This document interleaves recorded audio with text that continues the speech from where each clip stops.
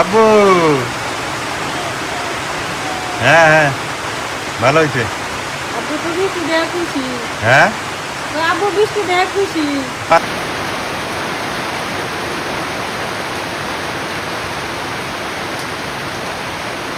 কত সুন্দর মধু খাইতেছে কলার।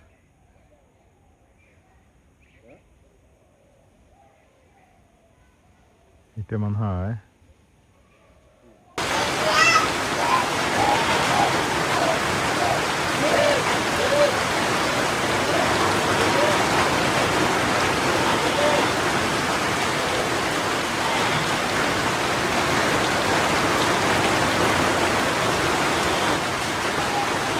আসসালামু আলাইকুম, কেমন আছেন সবাই? আশা করি সবাই ভালো আছেন।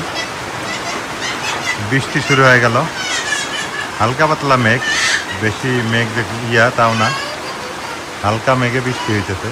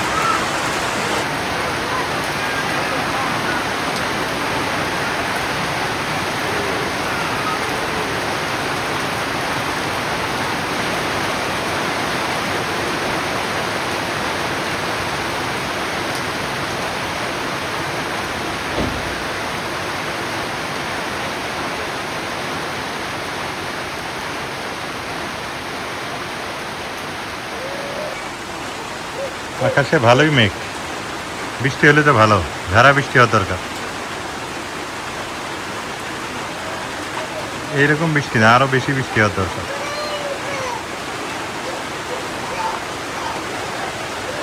কে বৃষ্টি কি ধরে নামে?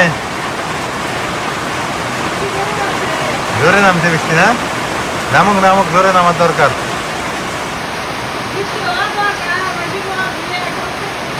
হ্যাঁ, বৃষ্টি হওয়ার দরকার।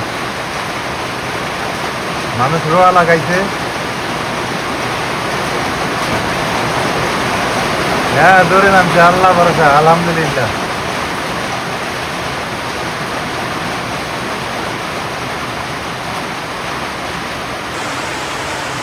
আব্বু। হ্যাঁ হ্যাঁ, ভালো হয়েছে। আব্বু তো বৃষ্টি দেয়া খুশি। হ্যাঁ, আব্বু বৃষ্টি দেয়া খুশি। পানি নামবো, বৃষ্টি দেখলেই খুশি। পানি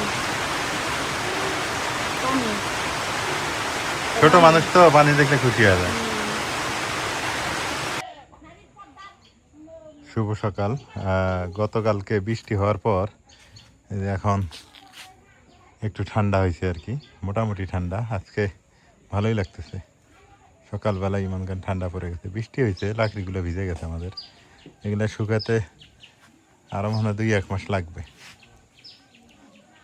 এই যেগুলো লাকড়ি, আসলে লাকড়ি ছাড়া তো চলেই না, গ্রাম বলেন শহর বলেন।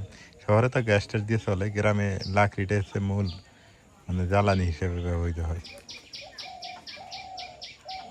আমাদের বাড়িটাতে গাছ হয়ে গেল, দেখতে দেখতে অনেক গাছ হয়ে গেল।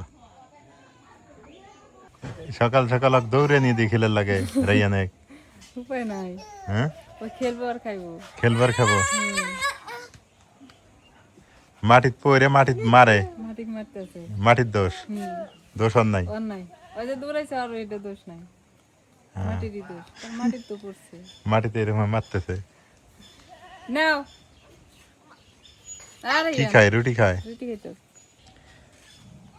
সকালবেলার পরিবেশটা দেখে ভালোই লাগতেছে, একদম ঠান্ডা ঠান্ডা বাতাস, শিরশির করে বাতাস লাগতেছে, অনেক ভালো লাগে।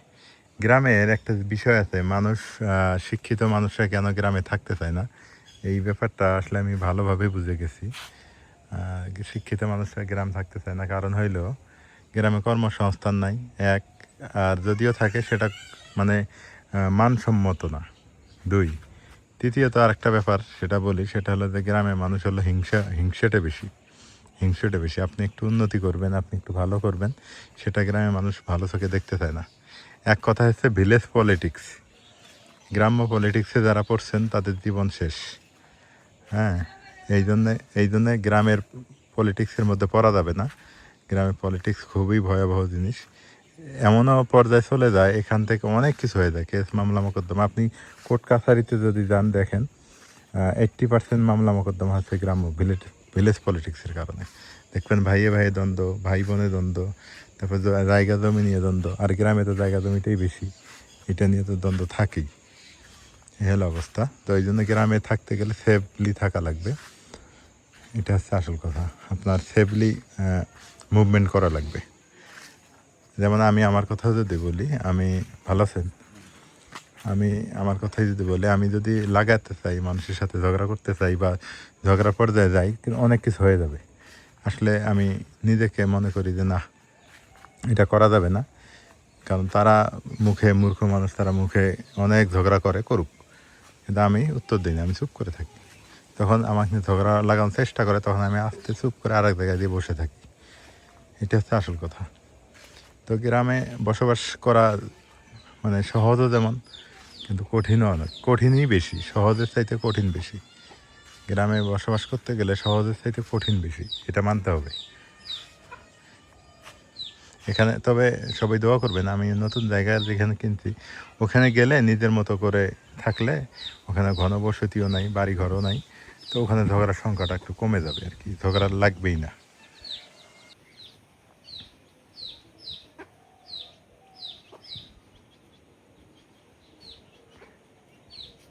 কি সুন্দর বাতাস উঠছে, অনেক সুন্দর বাতাস।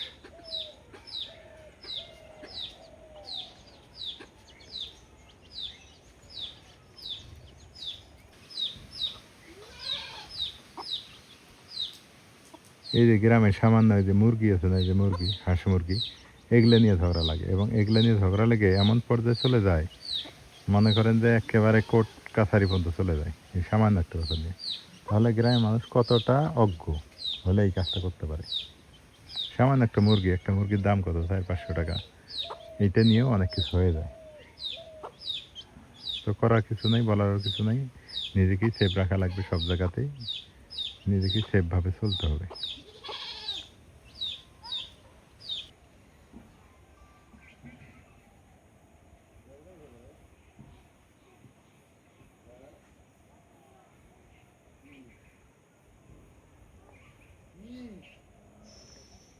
এটা কি পাখি, কত সুন্দর মধু খাইতেছে, কলার।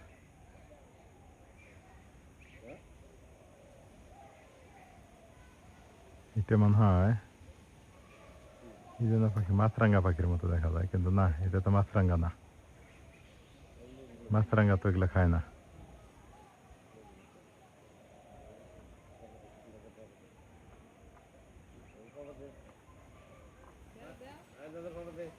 খুবই চালাক পাখিটা। আজকের ওয়েদারটা দেখে ভালো লাগতেছে, একদম ফ্রেশ ওয়েদার, কোনো ঝামেলা নেই, একদম ঠান্ডা ঠান্ডা আছে। এখন তো ঠান্ডা হওয়া কথাই, ভাদ্র আশ্বিন মাস, ভাদ্র মাসের পর তো ঠান্ডা হওয়া কথা। এটা ভাদ্র মাস, এরপর হবে আশ্বিন মাস। সকাল হইলো আর রাইয়ানের খেলাধুলা শুরু হইলো না।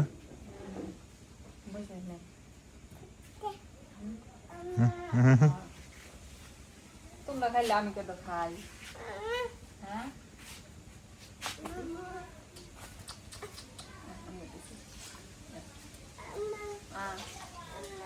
ও জুতো বাইরে, জুতো বাইরে। ইউটিউব ওই যে বাবা নিয়ে এসে দিছে। বল কই রাইয়ান, বল কই রাখছো? টান দাও, টান দাও, গায়ে শক্তি আছে না? সকালে ডিম খাইছো না? হ্যাঁ হ্যাঁ, কই বল গো, ওই যে বল, ওই যে ঠিকই তো। হ্যাঁ, দেখেন বল বের করবে কিভাবে, সেই বুদ্ধিও আছে। হ্যাঁ, বের করতেছি। তো সবাই ভালো থাকেন, সুস্থ থাকেন, আর আমাদের ভিডিওটা কেমন হলে জানেন, আর আমার কথাগুলো কেমন লাগলো একটু জানেন। আজকে এ পর্যন্তই।